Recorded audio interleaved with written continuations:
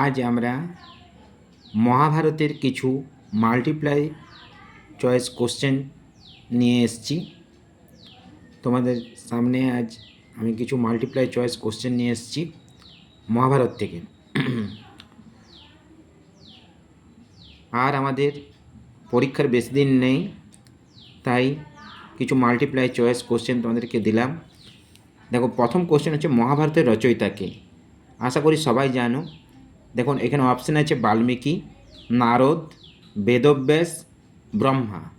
তো মহাভারতের রচয়িতা হলেন বেদব্যাস। দেখতে পাওয়া যাচ্ছে বেদব্যাসে টিক করা আছে। মহাভারত কোন ভাষায় রচিত? মহাভারত, দ্বিতীয় নম্বর কোশ্চেন হচ্ছে মহাভারত কোন ভাষায় রচিত? পালি ভাষায়, প্রাকৃত ভাষায়, সংস্কৃত ভাষায় কি বাংলা ভাষায়? তো আমরা সবাই জানি কোশ্চেন নাম্বার 2 এর অপশন সি, সংস্কৃত ভাষাতে রচিত হয়েছিল মহাভারত। কোন ভাষাতে রচিত হয়েছিল? সংস্কৃত ভাষাতে। মহাভারতের ভাগগুলি কী নামে পরিচিত? কাণ্ড, পর্ব, স্বর্গ, অধ্যায়। ঠিক আছে, তো আমরা জানি রামায়ণে কাণ্ড, কিন্তু মহাভারতে কিসে? পর্বেতে। তো অপশন বি হচ্ছে এখানে ঠিক হবে। মহাভারতের পর্বের সংখ্যা কত? 17টি, 16টি, 18টি কি 19টি? 17টি, 16টি, 18টি কি 19টি? তো এখানে কোনটি ঠিক হবে? না, 18টি। মহাভারতের পর্বের সংখ্যা হলো 18টি। মহাভারতের প্রথম পর্বের নাম কি? ঠিক আছে, মহাভারতের প্রথম পর্বের নাম কি? মহাভারতের প্রথম পর্বের নাম অপশন দেওয়া আছে সভা, আদি, বন, উদ্যোগ।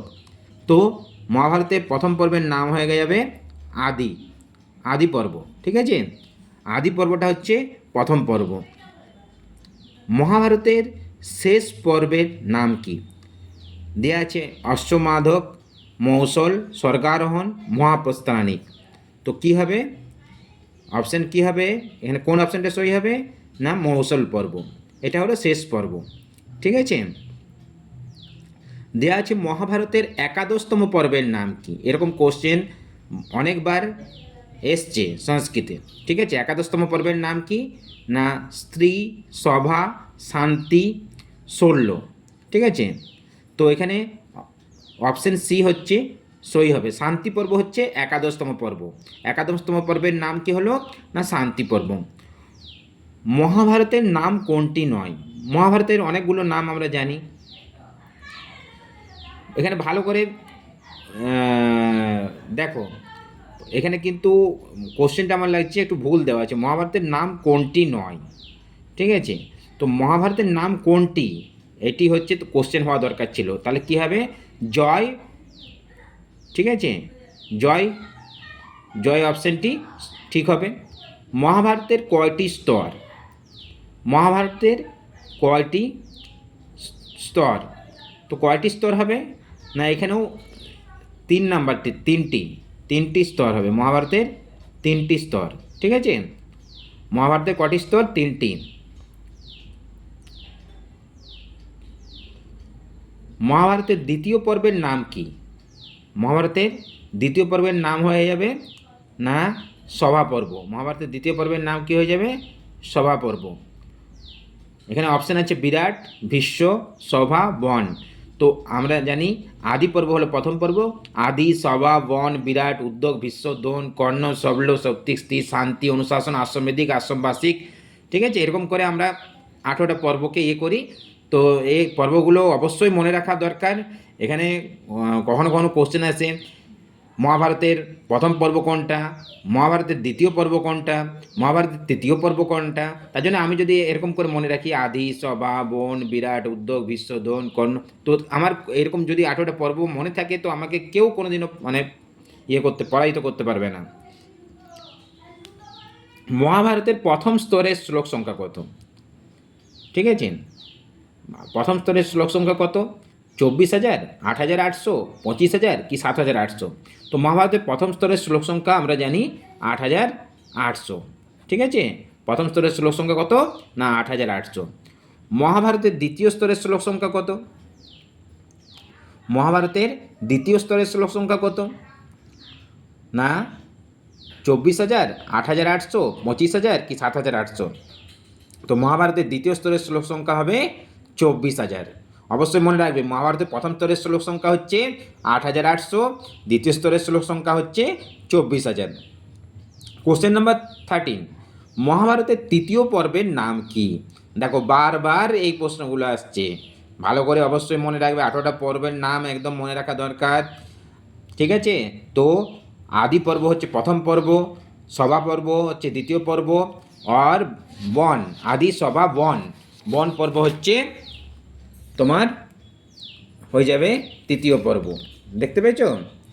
বন পর্ব হয়ে যাবে তৃতীয় পর্ব, ঠিক আছে? মহাভারতের তৃতীয় স্তরের শ্লোক সংখ্যা কত? 1,24,000, 25,000 কি 8,800? মহাভারতের তৃতীয় স্তরের শ্লোক সংখ্যা হয়ে যাবে 1,00,000। অপশন এ হচ্ছে ঠিক হবে।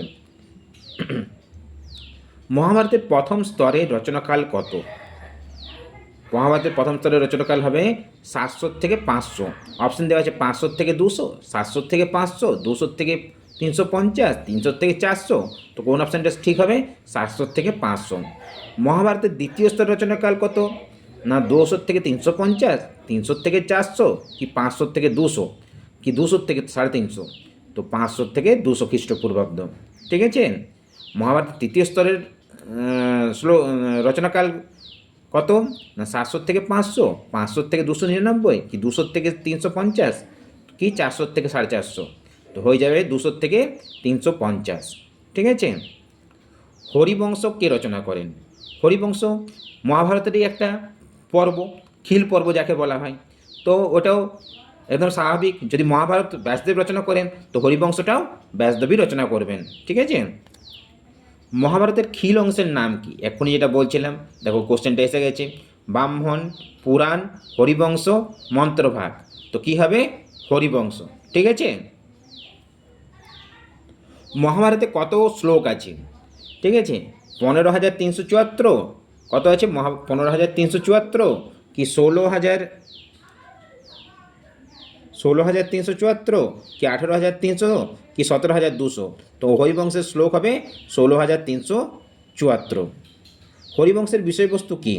রামের বংশ কি যুধিষ্ঠিরের বংশ কি শ্রীকৃষ্ণের জন্ম কি ভীষ্মের জন্ম? হরিবংশের বিষয়বস্তু হলো শ্রীকৃষ্ণের জন্ম। হরিবংশের বিষয়বস্তু হলো শ্রীকৃষ্ণের জন্ম। হরিবংশের কটি পর্ব? ঠিক আছে, হরিবংশের কটি পর্ব? 1টি, 2টি, 3টি কি 4টি? হরিবংশের পর্ব হলো 3টি পর্ব। হরিবংশের কতগুলি পর্ব আছে? 3টি পর্ব। হরিবংশের প্রথম পর্বের নাম কি?